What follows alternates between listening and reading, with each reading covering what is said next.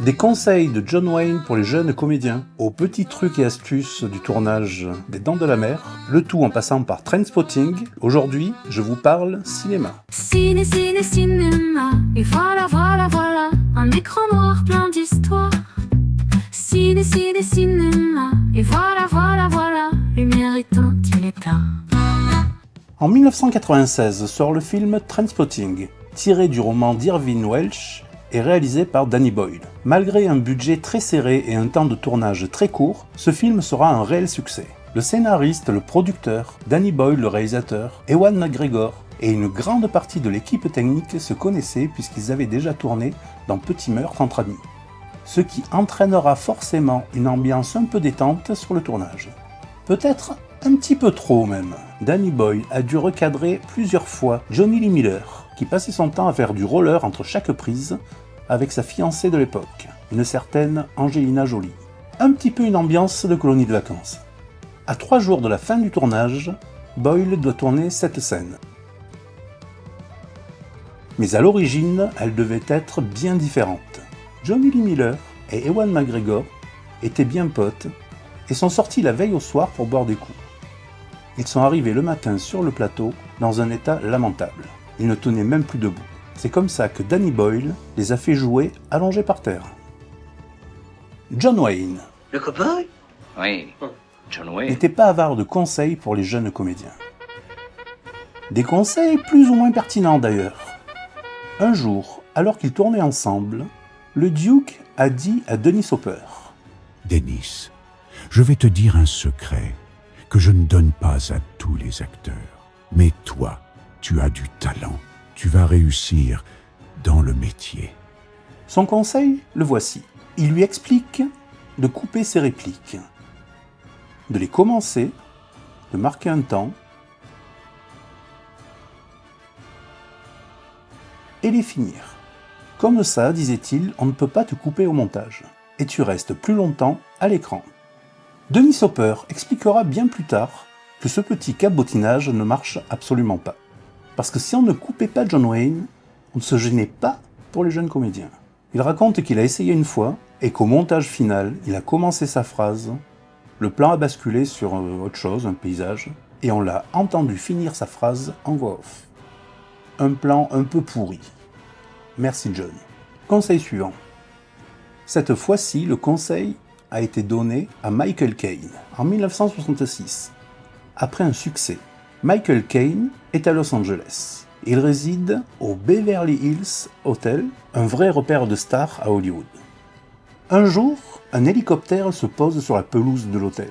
En sort John Wayne, habillé en cow-boy, le Stetson, tout. En allant à la réception, il reconnaît Michael Caine. Il s'approche de lui et lui dit: « Un jour, petit, tu seras une star. Mais si tu veux le rester, suis mon conseil. Parle lentement, à voix basse, et n'en dis pas trop. » Et d'ajouter: « Et surtout, ne porte jamais de chaussures en daim. Parce qu'un jour, mon petit Michael, un jour tu iras pisser, et le gars à côté de toi te reconnaîtra. Il se retournera et dira: « Michael Caine !» en te pissant sur les chaussures. Alors jamais, jamais de chaussures en daim. »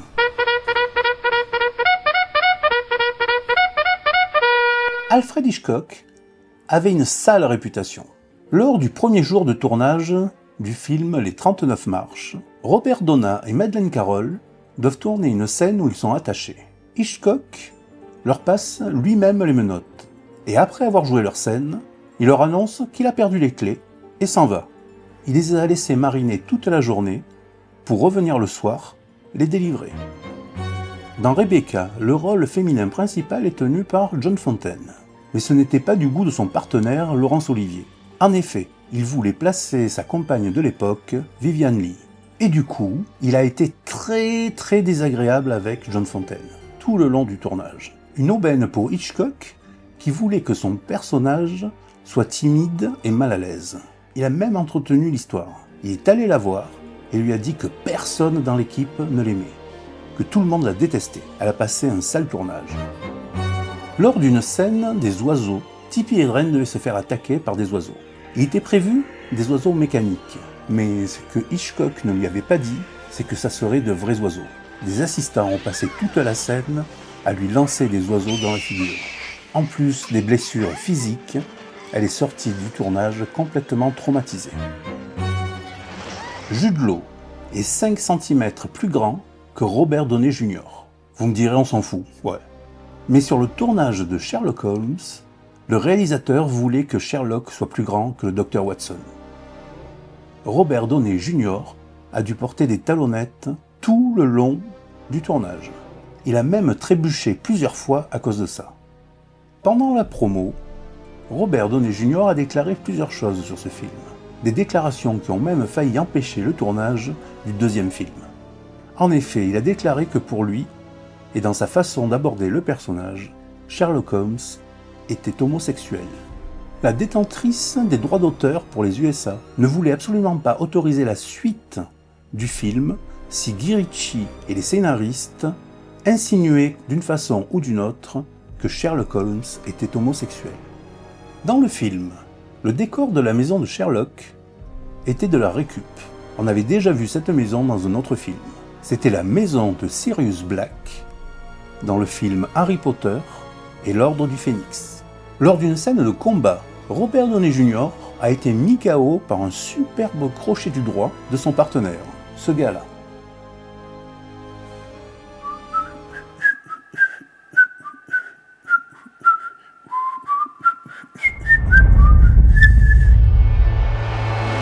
M le Maudit est un film réalisé par Fritz Lang. À l'origine, le projet devait s'appeler Mörder unter uns. Désolé pour l'accent, j'ai fait italien en LV2. Ce qui veut dire les assassins parmi nous.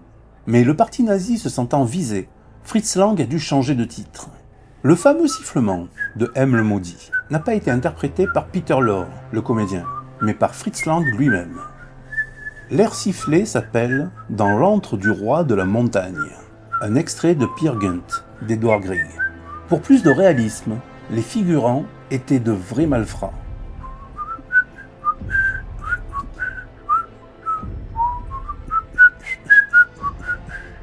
En 2005 sort Batman Begins. Tous les noms des titres de la BO sont des noms de chauves-souris. Laissez-moi vous les citer et soyez attentifs. Un petit fun fact se cache dans cette tracklist. Vespertilio, Aptesicus, Myotis, Barbastella, Artibeus, Tadarida, Macrotus, Anthrosus, Nycteris, Molossus, Corinorinus, Lazurius. Si on prend les initiales des tracks 4 à 9, on découvre le mot Batman. Étonnant, non ?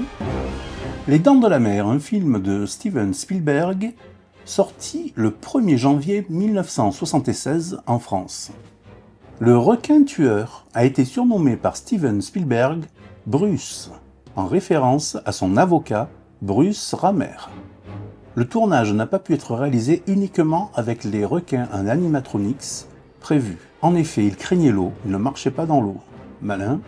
Pour certaines scènes, de vraies prises de vue avec des vrais requins ont été faites, notamment la scène dans la cage anti-requin. Mais problème, le requin du film était censé mesurer plus de 7 mètres. Il n'y avait pas de vrai requin de plus de 7 mètres. Le producteur a donc eu l'idée d'engager un nain, de le mettre dans une petite cage, et ainsi les requins paraissaient plus grands. Et hop, le tour était joué. Merci d'avoir regardé cette vidéo. N'oubliez pas de liker, de partager, de commenter, et je vous dis à lundi. Ciné, ciné, cinéma, et voilà, voilà, voilà, un écran noir plein d'histoires. Ciné, ciné, cinéma, et voilà, voilà.